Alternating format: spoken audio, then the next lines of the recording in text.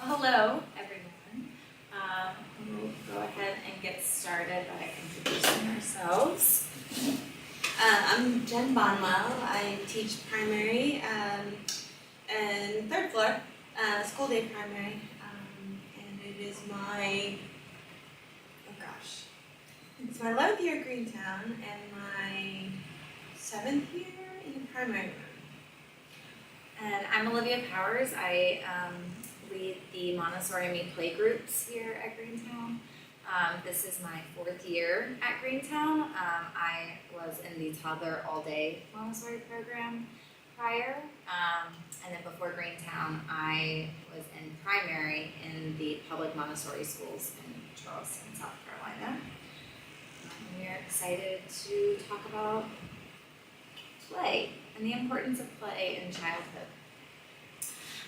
So young children develop important skills through the power of play. They learn language, foster creativity, and develop what is now called power skills. We used to know them as soft skills, but it turns out these are very critical skills to work and interact with others. Play also aids in your child nurturing their imagination and gives them a sense of adventure. Before we dive in, Mildred Parton was an American sociologist who developed the social theory of the 6 stages of child's play. And much like Maria Montessori, she developed this through observation, specifically preschool-age children during times of free play. She would observe them during spontaneous play by the 1-minute sampling method. Playing house was the most social type of play engaged in by the children, with sand play and constructive work with art materials that were characteristically parallel play activities, and I will explain more in a few.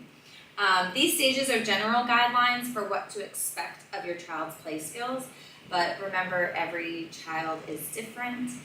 We always give age ranges so that it's not, oh, my child's this age and they're not doing this. We give a wide range of, I don't even like to use the word normal. What is normal?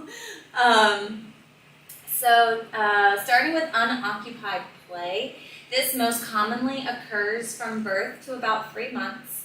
The baby is moving their legs, arms, hands, other parts of their body randomly to begin to develop more self-control. This stage of play lacks social interaction, objectives, and language. Children engaged in this type of play are observing their world, moving their bodies, much like an infant who's laying down watching a ceiling fan while they're kicking their legs, or during tummy time, they're maybe looking at a mirror or looking around at their environment.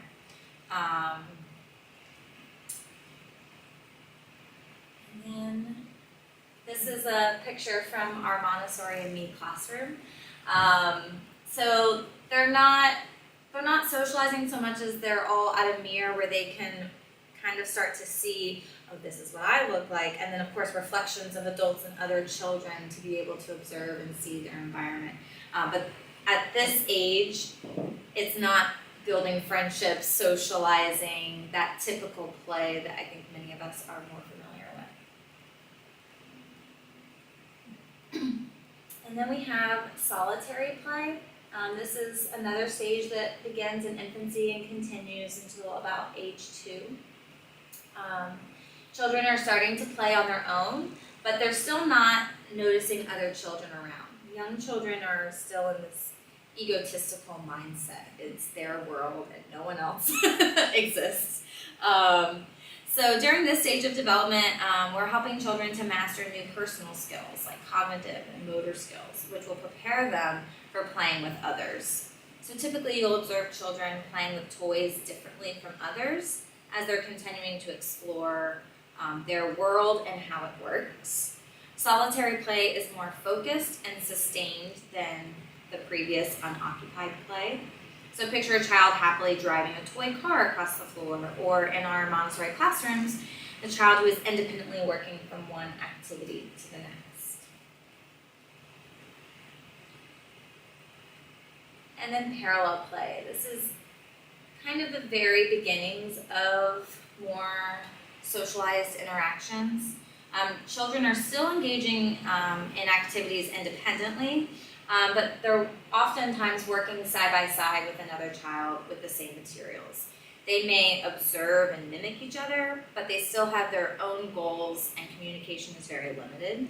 So you can picture children that are seated across from each other, busy building their own Lego creations or train tracks, but they haven't quite started sharing and giving each other commentary and rules of, oh, put this here, that type of.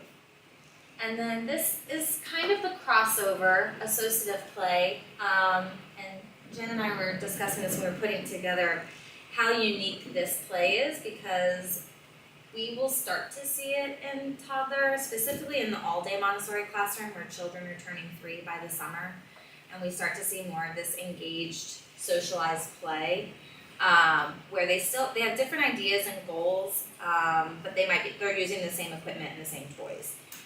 So it's interesting, this transition from toddler to primary, where the child was the oldest in the room, they were the mentors in the toddler environment, to now transitioning to be the youngest child in the primary classroom.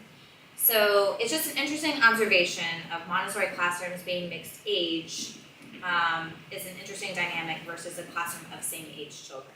This is not necessarily a right or wrong, this is just an observation that we were discussing together. Yeah, of your observations. We were thinking about it, and I was saying that for the most part, the majority of the time, when the child comes to the primary room, and they're a first year friend, and they're 3, even if they were kind of very independent in the toddler house, that transition, now with the youngest again, it kind of, they gravitate now more towards the teacher, than being social with the other children, just to kind of get, all right, I'm in a new environment, let me make sure that I got the lay of the land, let me stay with the adult, make sure that they can help me do that. And then, sometimes we have a really social 3-year-old that'll just come in and do all the things and won't need much help. But for the most part, because they're the youngest guy in the room now, they're not the oldest person as they were in the toddler house, and they're, it's a brand new space. And then I see that kind of transferring over to the play deck. I see a lot of the first year friends kind of standing next to the teacher a little bit, maybe drawing with chalk on the ground, or they want to talk or sing a song, or like, you play with me, rather than, once they get a little bit more comfortable and a little older in the primary classroom, they're often running with their friends and doing all those games, and they don't need to stay too close to the adult, for the most part, which is interesting. But like Olivia said, what is the norm? What you can, whenever you read any of these stages and goals and milestones, you have to remember that all children develop at different rates, at different ages. There's early bloomers, there's late bloomers, there's ones in between, and then, it also depends on the child's mood and, what's happening at home and how they're feeling physically, and all of that factors in as well. So this kind of goes right into the more socialized part. Mm-hmm. Yeah. So cooperative play in the Montessori classroom, the teachers work really hard on giving the children the tools to play together successfully. So that's where our model of peace education comes in. We try to empower them with using their words and letting their friend know if something happens that they don't like. In the beginning, when they first get to know this school and this environment, they're a new child here, they might start out by coming to the teacher and say, Adam pushed me, or I did, they told me I couldn't play. I don't, can you help me? So we will help them give a message. Let me help you give a message. Let them know what you didn't like, and then they will do that with our help, and then eventually they'll be able to give that message on on their own, and then the other child will know that that is coming, right? So we prepare for both sides of that interaction, whereas, like, okay, if you're playing on the play deck and you bump someone, stop for a moment, are you okay? You know, it was an accident, you know, so then that heads off any feelings of they pushed me on purpose or hurt feelings. And so we give them those tools. And then we also give them the tools like, hands on your own body. We don't allow the roughhousing here. Which is something that children do at home, and I think there is a natural need for it, but at school it's just impossible to stop it from becoming, it's impossible to stop play fighting from becoming real fighting most of the time. So, and there's so many children here, and there's so many social dynamics, and you're not in your home space with just your siblings. That's just something they learn that they don't do here, but possibly at home, So then when we give them the message, hands on your own body, they know that, okay, I'm not supposed to push my friends, or I'm not supposed to stick my fingers in their ears, they're not gonna like that. And if they do it, we'll ask that friend to give a message. I don't like, you put your fingers in my ears, or whatever. The crazy things we find ourselves saying. And the nice thing about this is it gives the child an opportunity to make mistakes and know that, okay, I'm not a bad person, they just didn't like that, okay, I won't do it again, not a big deal. And so they're learning to be social in a way that they can take maybe to the playground in their neighborhood, And don't expect tremendous results with that, because that child at the neighborhood playground isn't going to Greene Towne Montessori, they're not learning the same tools, but they can still practice them there. Does that make sense? And then sharing. Last year when Miss Olivia and I, I think you have your good. When Miss Olivia and I gave this talk last year, parents had a lot of questions about sharing at home between siblings. I don't know how many of you have more than one at home, but there can be some tears or some arguing at home if one sibling wants the toy and another sibling wants to play with it, and they don't want to play at the same time, and the one sibling is really busy with that and doesn't want to give it up, and then you as mom and dad or the caregiver has to intervene. And Maria Montessori, who is the brain genius of our pedagogy here, she wanted concentration to be number one in the classroom, and she wanted all the works to be special. So that's why we have one each. And the child is learning that they're not to walk over to that friend who's using that material and say, I want to use it. When are you going to be finished? I want my turn. Because they learn that child can work on that as long as they want, and we're not to interrupt. We will have our turn. When Adam's all done, it will be your turn. And I know that's a term that a lot of the toddler classrooms use as well, and it seems to work pretty well, because then there's this, but you have to follow through, like when this person's done, that work will be on the shelf later on. It's not going to go back in the closet. There will be an opportunity later on to work on it. So yes, so we're not necessarily sharing in that way. We're waiting for our turn, if that makes any sense. But there are works in the classroom where are group works. Two or more friends can work on something, and then that's another opportunity for this cooperative play. The tools that they've learned in their cooperative play to take place in this group work. Maybe it's a kindergarten friend giving a lesson to a younger friend.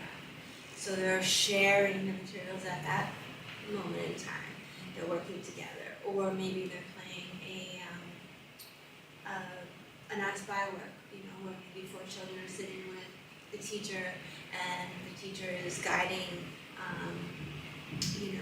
I spy with my little eye something that begins with "ah," and they each get a turn to figure out which one of these little objects in front of them begins with "ah," So they're taking turns and they're sharing in a way that's kind of guided. Does that make any sense? Okay. And once again, it's easier to do these things at school than it is at home. So always give yourself, if you try something like this, always give yourself some some leeway to figure it out and take along with mistakes. And you can always say, well, how do you do this in the classroom? How do you work together in the classroom? Can I piggyback? Yeah. Just a note for sharing, I think sometimes we're quick to guide the child to, ask if you can play or use it with the expectation that the other child's gonna say, yes, please.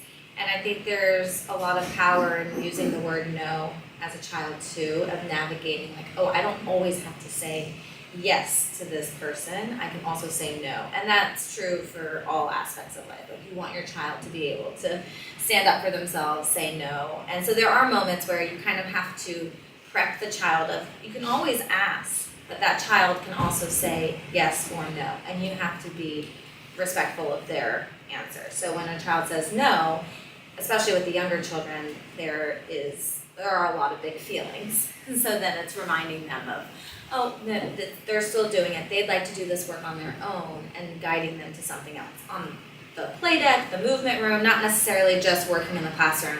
We're talking about toys and other activities happening as well. So keep that in mind as well. I don't know if you want to wait till the end for questions, but That's I have a question about, it's in a way it's sharing, but it's more about deferential children. We have a very deferential child who's happy to share in the sense that if somebody comes up to the steering wheel when he's playing at the play deck, in the playground, he'll be the first to step away before the kids even ask him, obviously somebody else wants to use this, so I'm going to step away. It seems to me also to be a teachable moment, but I'm not sure how you approach that, because getting a child like just stay with it. Yeah, hold their ground. You don't have to give up before you're even asked. How do you see that in the classroom? How do you deal with that in the classroom?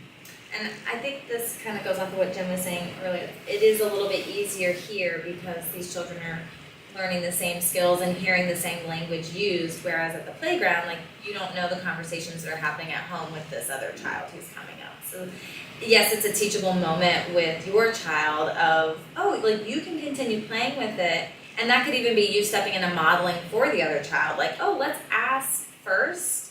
And I think with young children, it's a lot of the adults modeling because they don't have the language yet to navigate that situation. So the question more about, in this case, how do you guide the deferential child? The one that's not, it doesn't have to be a bully child that's coming in to grab something. Just approach it, and you want to say, no, it's okay, you can stick with your activity. Well, I think maybe asking them leading questions or do you feel finished with that? I see. And That's good. Would you like to and continue recognizing playing? what they're doing, I see you're going to offer it to this child. Do you feel finished, or do you want to keep playing? You can also sort of say, it's your turn right now. It's also possible that they're excited that now they get to interact with someone. Ooh, come on over, let me see what you do. It's their way of inviting them into the play. I don't know. Because they all use things differently. And differently than how we would use something too. Yeah.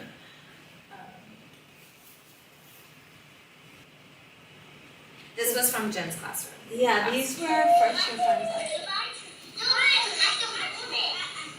Goodbye, goodbye, no, I have to hold it. No, we're doing a different game here. Okay. Can you try? No, you want to no, I'm trying. Yeah, I want to do you guys. So you only put the basket for my eyes. Hey, look at push it. Over here. Hey, here. Well, that's not a drop.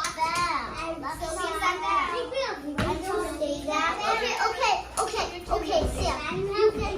You get to roll the ball after us.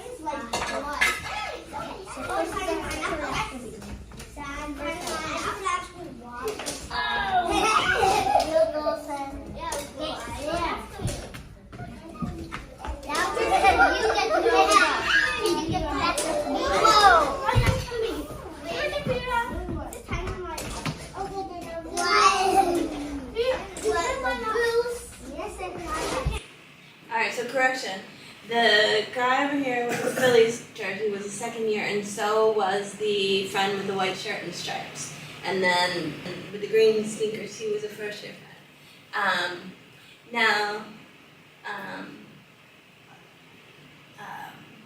The child that's sitting on this side by themselves, they like to kind of play by the rules and make sure everyone gets a turn and just kind of share. He can be the leader or the follower equally. And the guy over there with the stripes and the white shirt always likes to be the leader. So it was kind of the way that they figured out how to have equal turns when one child wants to be the one to throw the ball every time. Does that make sense? Did you see how he was like, you know what, I want to play with you, and got up to leave, and he was like, no, wait, okay, you can have a turn too. And then they all played together. But I mean, this was towards the end of the year when we had worked on, and those two were second year. So we had worked on everyone taking an equal turn for a good 2 years now, right? But with their tools, they were able to work it out. But also, they didn't come to the teacher, right? They didn't say, hey, they won't give you a turn, because guy number one over here with the Phillies jersey knows we're going to say, well, you can play with someone else, or you can use your words and let them know you really want to try. And that works for our classroom because, Leo over here with the white and blue stripes knows that if he sees Sam coming to the teacher's going to remind him that he can say, hey, I need a turn too. So that's probably why he was like, no, okay. You can... So this is an example of how it can work, and once again, at school is going to be different from at the playground. But it can work at home with siblings, and you can be rest assured that your children are learning good social behavior here at Greene Towne, that they can take out into the world as adults. They're learning to be good community members, basically, at an early age here. And because they have had previous years of learning all these skills, this video is also great in that there's no adult intervening. They solved their problem independently. And I think that's such a big thing to note, is that oftentimes when there's conflict, I think we as adults are very quick to want to jump in and fix it for them, but you're taking away the opportunity for them to learn how to solve that problem on their own. So as long as no one is getting hurt physically, allow that to kind of play out and see, are they going to resolve it on their own? If, they're having some trouble, then of course, step in, model, help them, guide them with the language to use. But I think that was also a big thing to note here, is there's not a teacher jumping in to navigate that for them. Yeah, take some practice. There we go. So having discussed all these different types of play, this is a nice kind of overview photo of all of these things happening simultaneously. So just a few things to note. The child who is unoccupied, in the Montessori classrooms, I feel like this is often our wandering child. They're not interested in anything. They want to observe other children working, or maybe they're kind of eavesdropping on a lesson that's happening, but they're not really engaged in anything at that point in time. And then for the child who is playing solitary, maybe he or she does not have the social skills to play with others yet, or that day they just prefer to play alone. But I think it's important to note that these things happen simultaneously, not just at, within those age ranges that we were talking about. Yeah, and I find it's important to give that first year friend in the primary room the opportunity to do that. To kind of walk around and observe and maybe look unoccupied, because most of the time they are not. I mean, they're learning through watching other lessons, and they're learning social behavior just by watching. If I find in my experience, if I try and pressure that child to choose work too early, they're gonna have a bad taste in their mouth for whatever it is I'm showing them to do. Because at that moment, they have this need to kind of just get the lay of the land and feel comfortable first, and then it's going to be so much easier to learn that concept a little bit down the line, you know, because that emotional development's going to come first, no matter what. You know, it's going to come before the physical in the classroom, before the academic, probably before the social too. You have to just kind of feel safe emotionally, and confident that, you know, in this space you can be successful at whatever the teacher's inviting you to before it works. So, and that was in my training. You know, my trainer told me a story about a guy that just kind of walked around and observed for the first year, and his parents weren't happy about it. But that second year, he was a star of the show. You know, he just needed to just feel comfortable. You know, and who knows what was going on in his mind, but, you know, follow the child, right? That's kind of what we mean by follow the child. Because we want to, overall, we want to give your child a love for learning. That's number one, right? I was in college, I didn't like reading, I didn't like studying, but I'm hoping that these children getting this Montessori experience, this this first experience in school is going to set up a love for learning for later, you know? It's not necessarily important that they're not doing, you know, the number rods in their first year of primary, but if they're loving school and they're comfortable learning, I think that is first and foremost, you know. So we put together some ideas of activities for infants and toddlers, and then Jen will share for the older children. For the young ones, these are ways to support your child as they're developing their language, fine and gross motor skills, social, emotional, and cognitive abilities. So I mentioned this already. Observe first, always. This is when your child is working to build concentration and independence that is needed later on for multi-step activities, that's needed so that you can step away and get something done, and sets them up for when they start to engage with other children as well. It also helps you, the adult, start to notice changing interests or activities that your child has maybe already mastered, so that you can provide that next thing that's going to challenge them. Or if you are a home that tries to rotate toys and activities, you can start to see what needs to be switched out. Consider offering toys that are more open-ended. In active toys, something that beeps and makes noise and flashes is going to make for a more passive child. That child is being entertained by the toy. Versus an active child with a more passive toy. They're going to be more engaged in building, using their imagination and creativity with that toy. Of course, everything in moderation. That's not to say that you can't have the flashy, beepy things, or minimal screen time. Just being very conscientious of how often they are using those toys or screen time and things like that. And then, thank goodness for the warmer weather. We can all get back outdoors. And there's lots to do around here. So you do nature scavenger hunts, going on hikes together where they're exploring different things to climb over, walk over, exploring different parks and playgrounds together. And then I used to co-teach with Dom in the ADM classroom, and in our spring conferences, we would always suggest to start having play dates with children, and it tended to be children who were closer to age 3, because that's when they're really starting to begin to notice other children that are like them, and wanting to be a little bit more social. And so that's something to consider as well.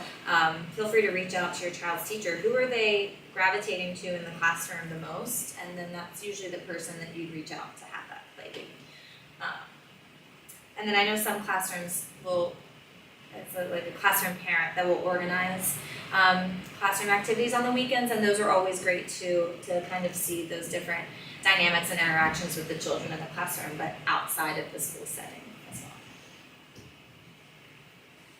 well.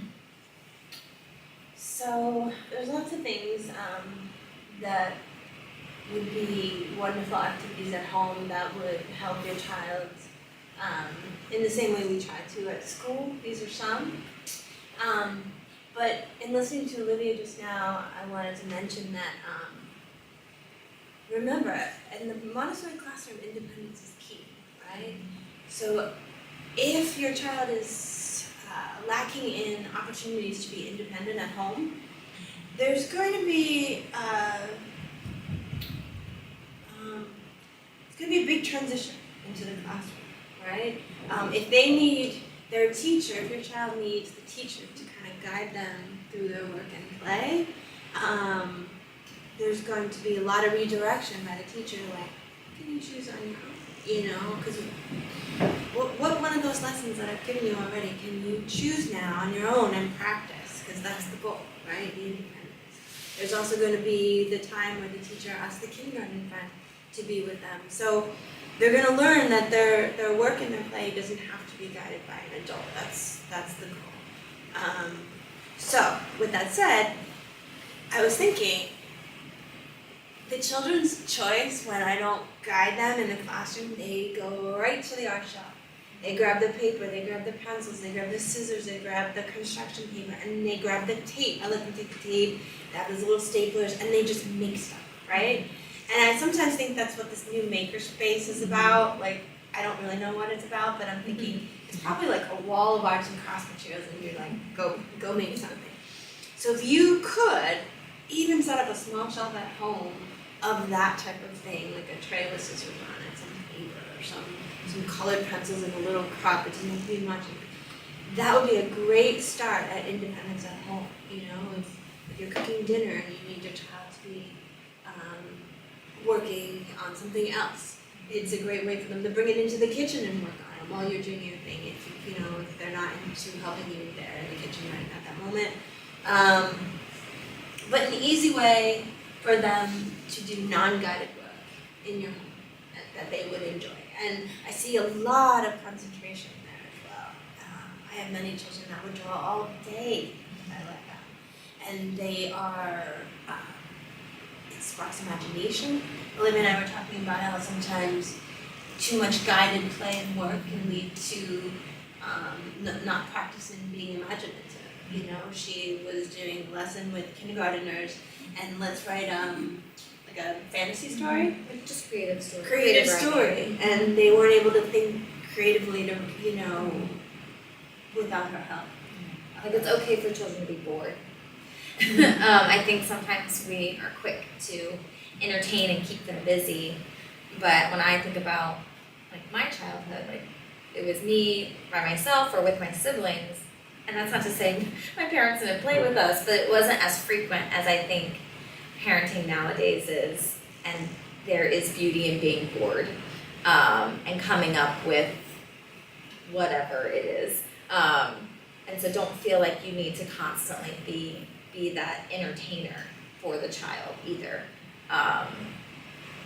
But like Jen said, having things accessible where they can go and get those things too. And I'm realizing now these are mostly toddler families, so this is things that you're modeling now and setting them up so that when they are closer to that primary age, they are able to be independent. When they're bored, they know what they can go and do because you've built that foundation for them. And then taking risks safely, or the risky play. This is something that came up when we had this discussion last school year.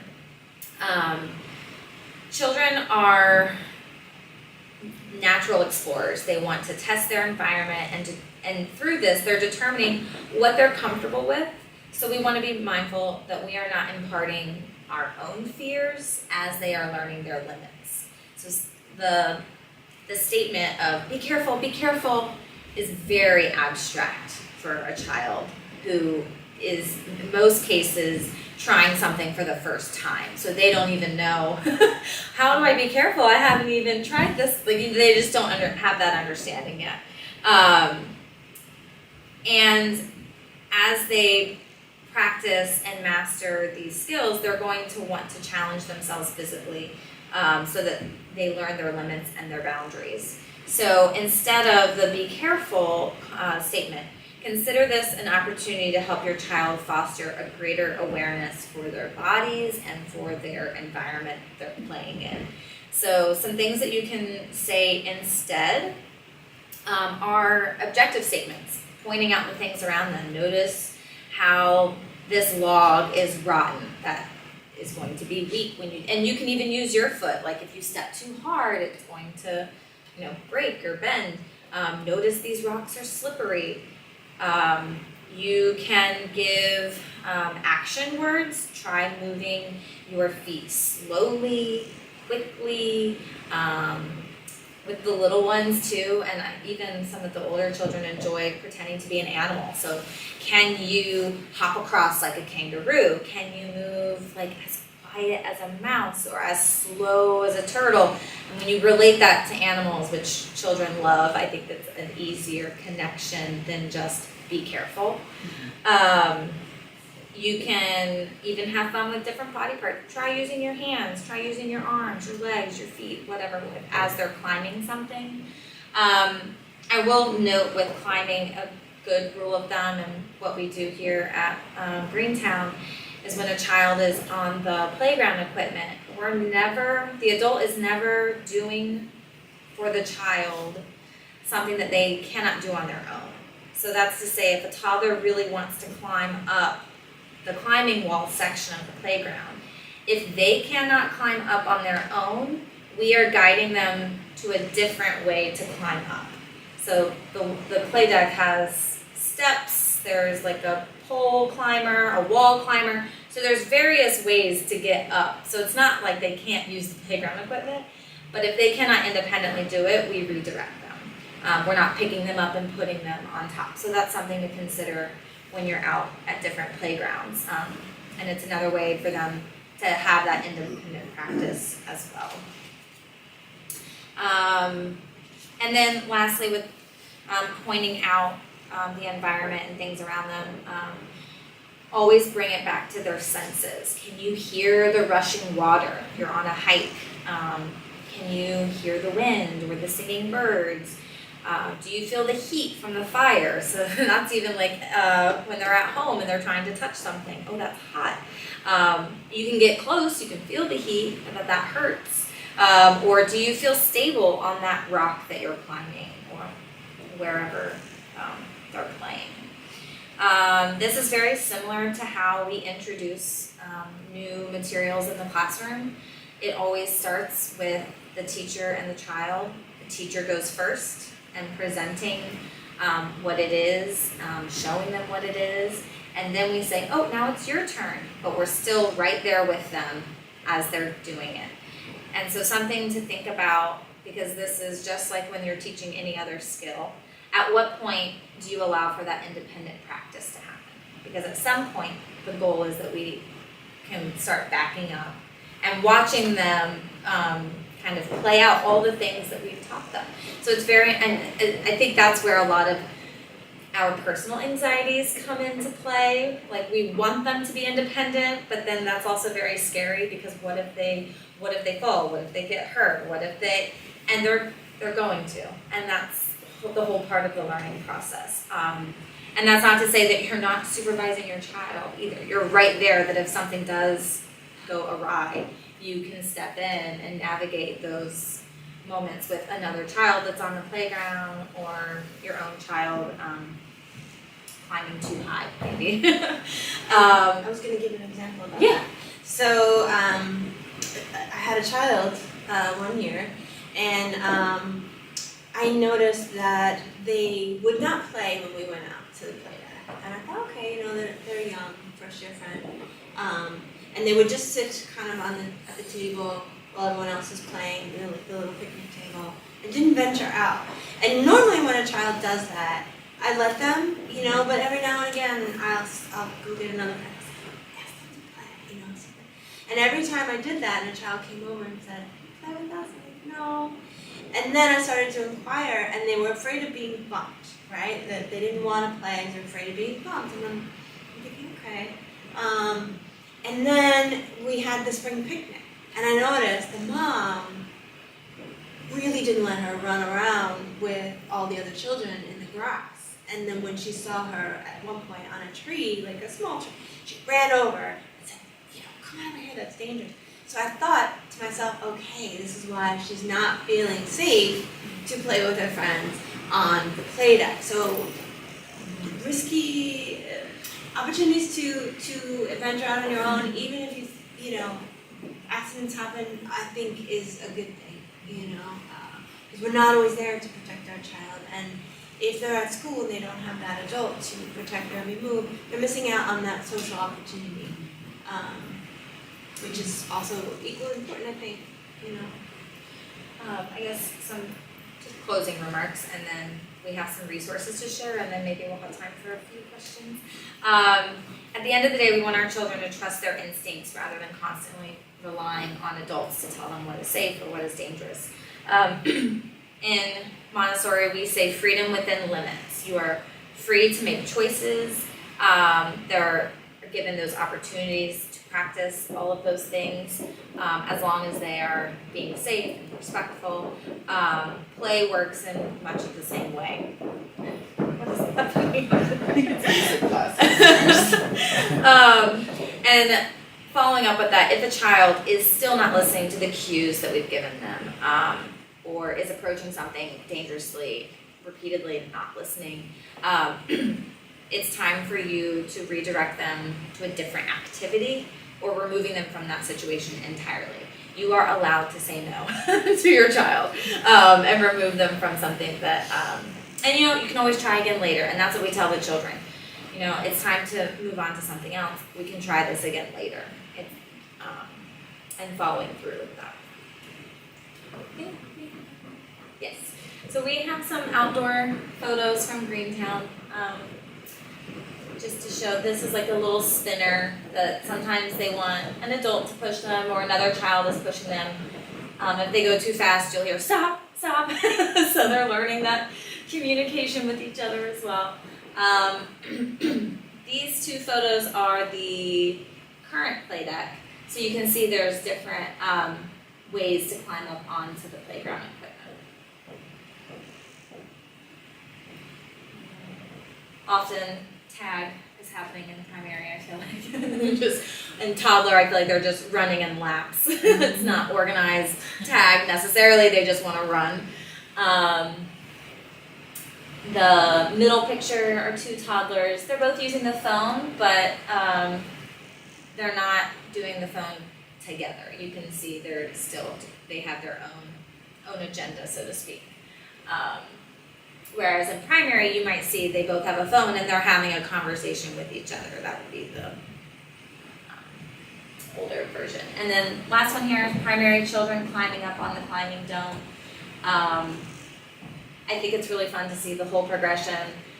This little girl was in my toddler class and never climbed the dome. She would crawl into the middle of it and like watch everyone else climbing. So this picture is really great to see. Like, oh, she's in primary and she started, you know, following the older ones, getting a little bit more sturdy in her body to practice that climbing. So it's fun to see the whole big picture. Do you mind clicking on the links? I just want to briefly share these resources, and this will be made available when the recording is uploaded. So the first one we have is a gross motor development chart, which, judging by the families here, is perfect for this age group. It does go to age 6, I believe, but you'll notice there are age ranges, and then in the middle it gives gross motor developmental milestones. And then in the event that they may not be meeting what those milestones, then possible implications of those not being achieved. So this website is a great resource for child development. And then the other one, the other link is also development-based, but it gives specific games and activities based on the age of your child. And I believe this one also goes to age 6 as well. This website is great for ideas of what to do with your child based on their age. If you, that's fine. Well, I was gonna say, if you scroll down, they could just get an idea. Granted, this is like for the real little ones, but you can look up your child's age and it'll break down different activities and things that you can do together. And then the last resource is 1,000 hours outside. Just a fun statistic. The average American child will spend 1,200 hours a year in front of screens. So this came about from a mom who wanted to balance time outdoors with screen time, because screen time is inevitable nowadays, but it's finding that balance and moderation. So this website is also great. She has a whole bunch of different trackers that you can do together as a family to log your outdoor hours. There's no bad weather, just bad clothing, so getting outside as much as possible. And feel free to explore her website. She has a lot of great ideas for getting outside as well. So.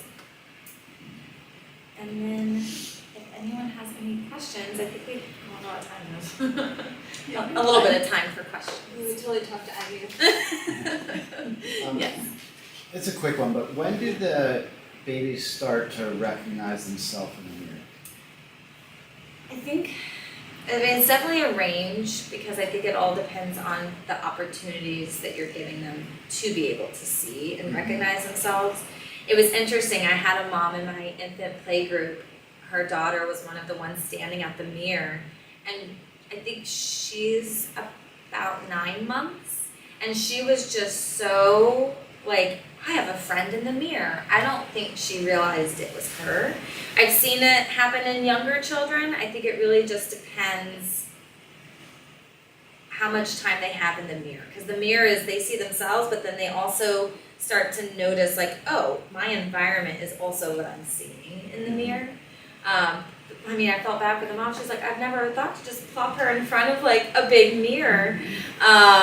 So something to consider is just having mirrors available during tummy time, and then you can point out like, oh, nose, no, like point to the reflection and then point and touch your child's nose, and they can start to make those connections. When they start like giggling and like wanting to interact, or they start kissing the mirror, I think that's when that connection is made of like, oh, that's me. So I can't give a definitive age, but Yeah, it's always different. it's always different, and it really just depends on those opportunities they have to be able And when to they explore. are interacting with it like that, that's a sign that they're recognizing themselves. Yeah, they start to realize, oh, like when I smile, that baby's smiling, and they start to make those connections. And then if you're in the mirror with them, you'll notice they'll look at the mirror, like they'll look at you in the mirror, and then they'll turn their head to look at you. And that's when they start noticing, like, oh, like, that's us in the mirror. So it's really fun to see that happen. Oh, sorry, two. Go ahead.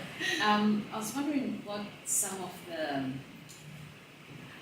phrases the teachers use when you were talking about, like, for example, taking a turn. Because, like, we go to the playground and she doesn't get that.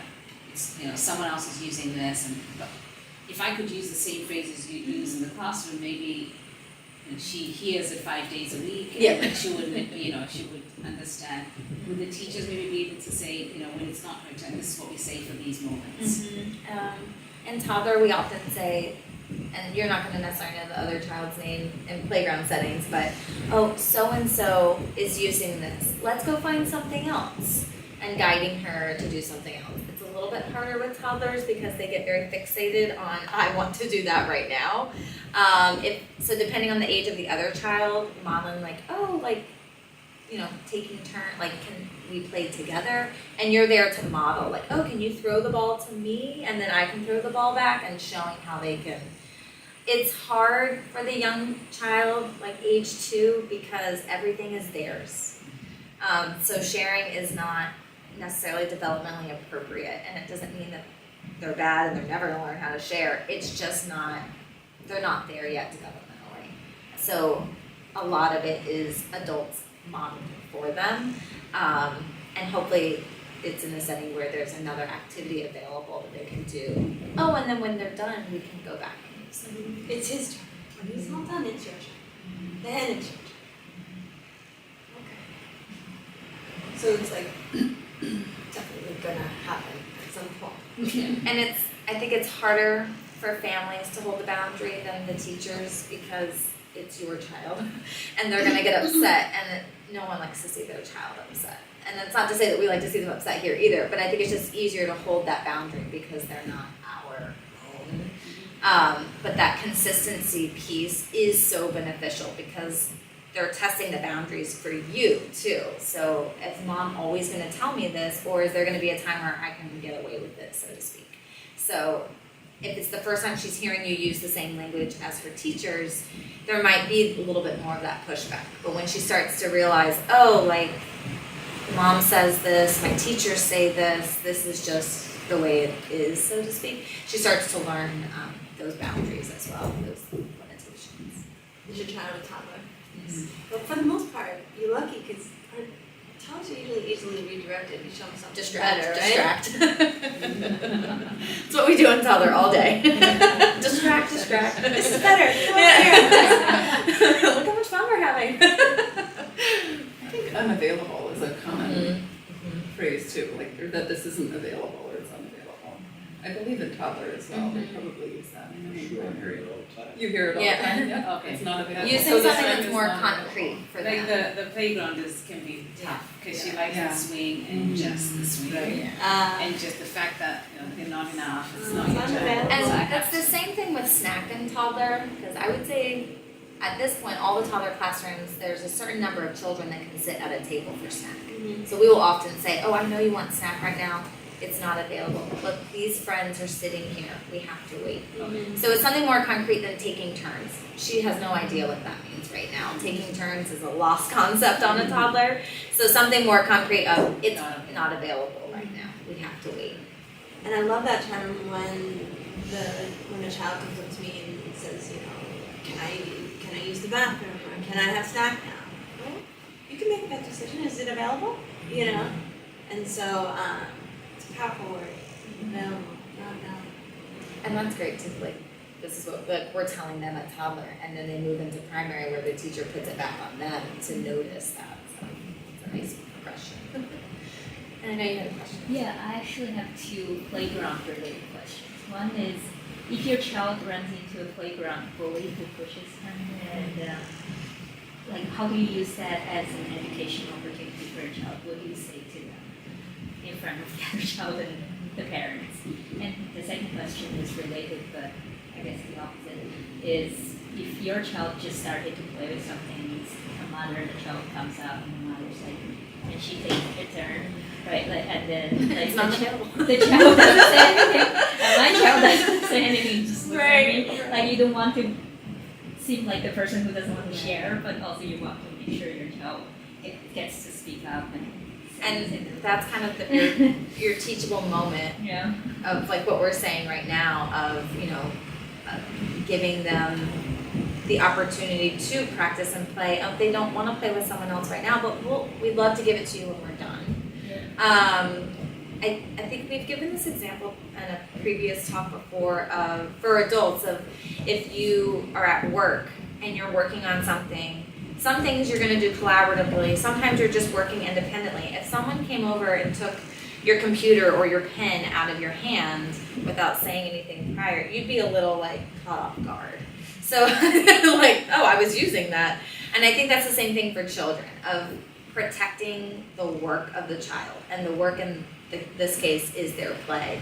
And so I think that's something to share with the family too, of like, oh, they're using it right now, but when we're done, you can have a turn. And depending on the parent, that might not be well received, but at the end of the day, it's your child that you're standing up for. So. Would you ask your child if they're Or available, or if they're ready to be finished with it, or? Yeah. would that Yeah, make you can sense? always ask too if you feel like your child is at the age where they can communicate those feelings. That's also totally fine as well. And they might be ready, like, okay. Yeah. Sometimes she's comfortable with familiar people, Mhm. but if strangers just come up and she might not feel comfortable enough to say no, or you just like looks at me, how should I react? Right. And your question about bullying, I think in those situations, it's a lot of the adult giving the language for what happened. I'm so sorry that person pushed or hit or whatever the action was. That must have scared you, startled you. I think it's really hard in those situations because I feel like it depends so much on like the other parent, how old the other child is, but I think navigating it with like giving that language back and forth, I hesitate like forcing apologies because that's another one of those abstract concepts for children as well. Does anyone wanna? I mean, I would say the same. I think it's important to redirect, direct the child to their own, how that felt, because it gives them the language to understand what it felt like, and then the other person involved hears it as well. And that's really the most empowering part of that learning is to, oh, I didn't like that. Tell them you didn't like that, and don't touch my body.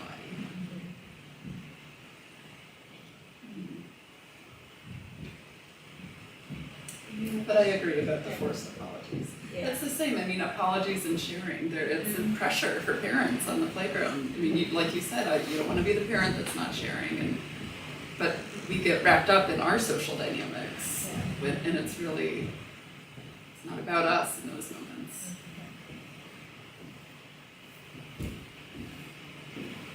Thank you so much, everyone, for coming. Thank you. Thank you. You're welcome.